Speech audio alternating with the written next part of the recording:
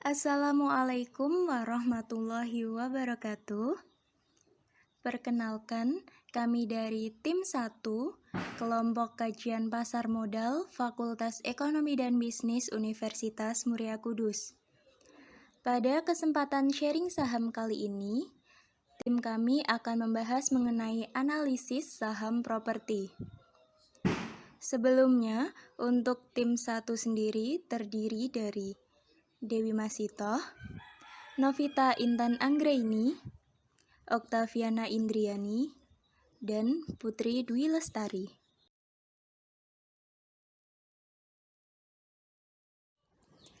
Profil atau latar belakang perusahaan Ciputra. PT Ciputra Development Tbk adalah perusahaan properti yang bergerak di bidang pengembangan dan pembangunan komplek perumahan, gedung perkantoran, pusat komersil, pusat industri, dan fasilitas-fasilitas pendukungnya, termasuk restoran, pusat hiburan, dan lapangan golf. Perusahaan membagi kegiatan usahanya dalam 2 segmen, yaitu pengembangan proyek residensial, khususnya yang berskala kota, serta pengembangan dan pengelolaan properti komersial. Adapun produk residensial perusahaan secara umum terdiri dari kafling tanah, rumah hunian, ruko, apartemen dan perkantoran strata title, sedangkan pengembangan dan pengelolaan properti komersial meliputi penyewaan pusat niaga, hotel, apartemen, perkantoran, rumah sakit, lapangan golf, dan waterpark. Berikut adalah sedikit cuplikan berita terkini mengenai saham dari PT Ciputra Development Tbk. Dari Jakarta, investor.id. Saham properti mulai bangkit, ditopang dengan lonjakan harga komoditas yang akan mendongkrak prapenjualan emiten sektor ini. Dari sekian banyak saham properti, RHB Sekuritas menetapkan 2 saham pilihan yang berpotensi naik tinggi, yakni PT Summarecon Agung Tbk atau SMRA dan PT Ciputra Development Tbk atau CTRA. Sekuritas ini menetapkan rekomendasi buy saham CTRA dan SMRA dengan target harga masing-masing pada Rp1.500 dan Rp1.300. Hari ini, saham CTRA dan SMRA ditutup masing-masing pada harga Rp1.065 dan Rp780. Itu artinya, potensi capital gain 2 saham ini sangat menggiurkan. Ciputra memiliki bank tanah terdiversifikasi, neraca solid, dan eksposur tinggi ke harga komoditas. Adapun saham SMRA memiliki katalis kenaikan kuat dari proyek Kota Mandiri Bogor, yang menawarkan rumah harga terjangkau untuk pembeli pertama. Tulis RHB dalam catatan harian Selasa 22 Maret tahun 2022. Nah, yang selanjutnya kita ke analisis fundamental. Mengenai finansial, yang pertama yaitu income statement. Di grafik ini yang berwarna ungu yaitu revenue dan yang berwarna biru yaitu net income. Pada Q4 tahun 2020, revenue-nya mencapai 3,83 dan net income-nya 1,09. Pada Q1 tahun 2021 mengalami penurunan. Revenue-nya menjadi 1,85 dan net income-nya menjadi 0,24.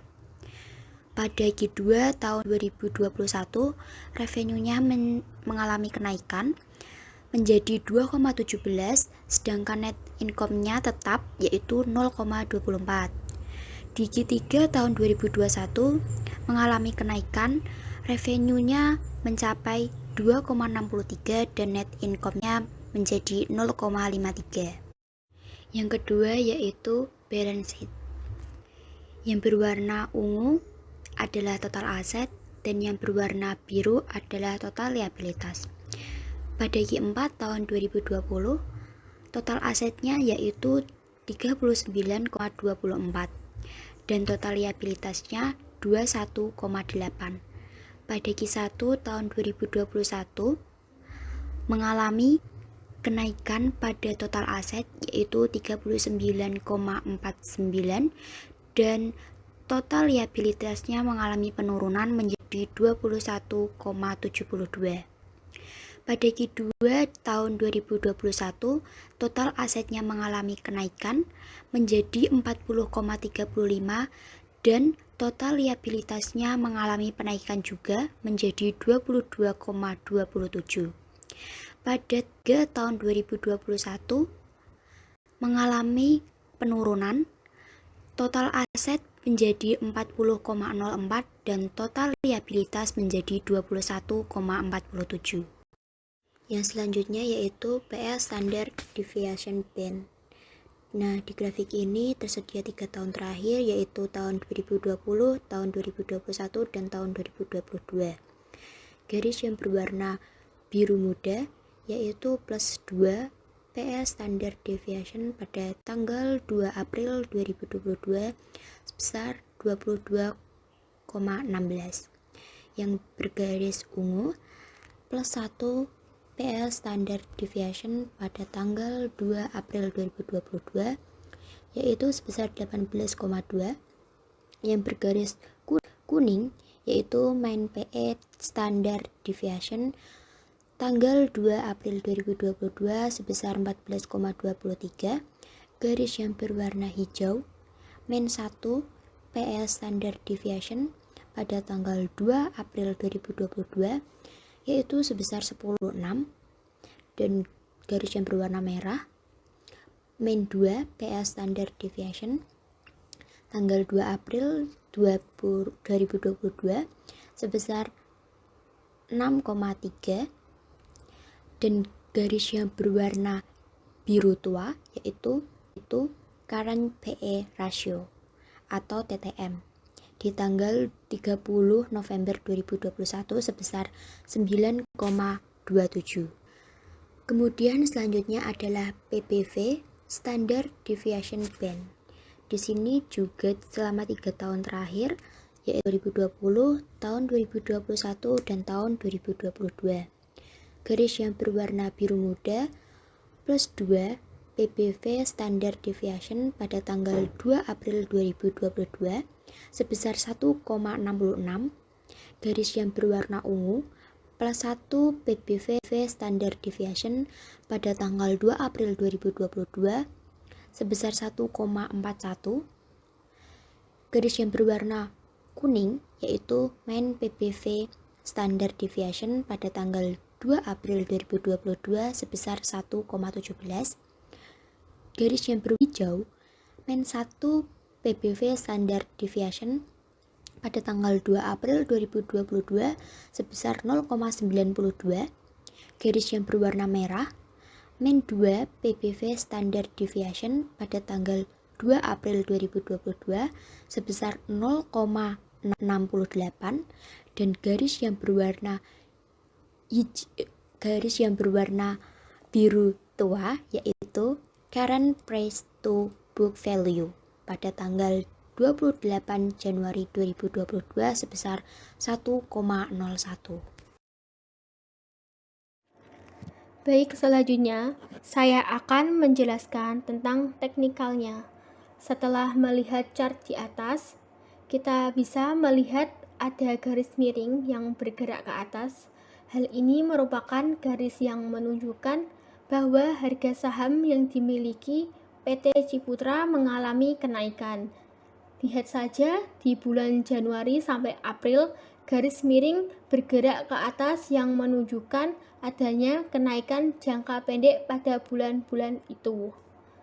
Selanjutnya, garis yang berwarna hijau lurus yang merupakan bagian lantai pembelian bisa diakumulasi sebesar 990 dari 700 sampai 1000. Dan yang terakhir, tanda garis lurus berwarna merah yaitu target penjualan yang diinginkan perusahaan yang ditargetkan sebesar 1.250. Jadi, bisa disimpulkan bahwa harga saham di PT Ciputra Development Tbk mengalami kenaikan jangka pendek di mana pada tanggal 1 April 2022 mengalami sedikit kenaikan sebesar 0,96% yang semula pada tanggal 31 Maret 2022 berada di angka minus 1,14%. Di bagian pembelian diakumulasi sebesar 990 yang ditargetkan dijual sebesar 1.250.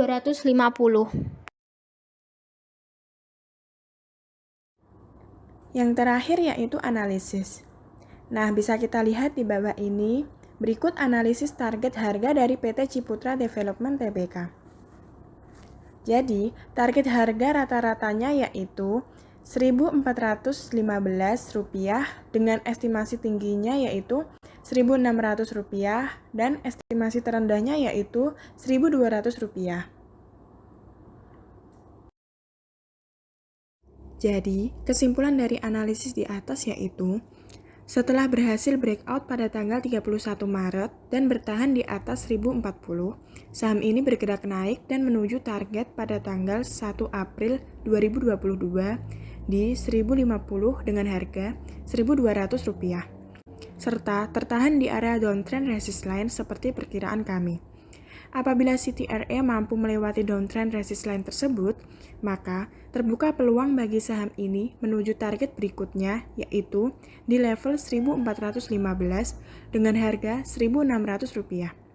Indikator teknikal MACD yang bergerak naik di atas center line mengindikasikan bahwa saham ini bergerak naik dalam momentum positif.